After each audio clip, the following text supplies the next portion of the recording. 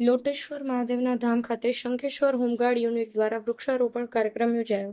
શંખેશ્વર તાલુકા મથકના home guard unit કચેરી દ્વારા જિલ્લા હોમગાર્ડ કમાન્ડન્ટ સંજયકુમાર ઠાકોર સાહેબ શ્રીની સૂચના અને માર્ગદર્શન હેઠળ શંખેશ્વર તાલુકાના લોટેશ્વર મહાદેવ મંદિર ખાતે હોમગાર્ડ જવાનો દ્વારા વૃક્ષારોપણ કાર્યક્રમ કરવામાં આવ્યો.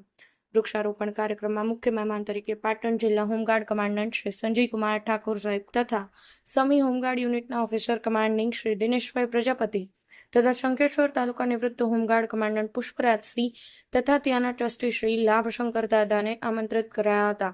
શંખેશ્વર યુનિટના પાર્ટ ટાઈમ ક્લાર્ક અને ઇન્ચાર્જ ઓફિસર કમાન્ડિંગ મેહુલસિંહ તથા હોમગાર્ડ જવાનો હાજર રહી બિલીપત્ર, કરેણ વગેરે જેવા 60 વૃક્ષનું વાવેતર કરી વૃક્ષારોપણ કાર્યક્રમને સફળ બનાવ્યો હતો. કમલેશ પટેલ, પાટણ ન્યૂઝ 24, પાટણ.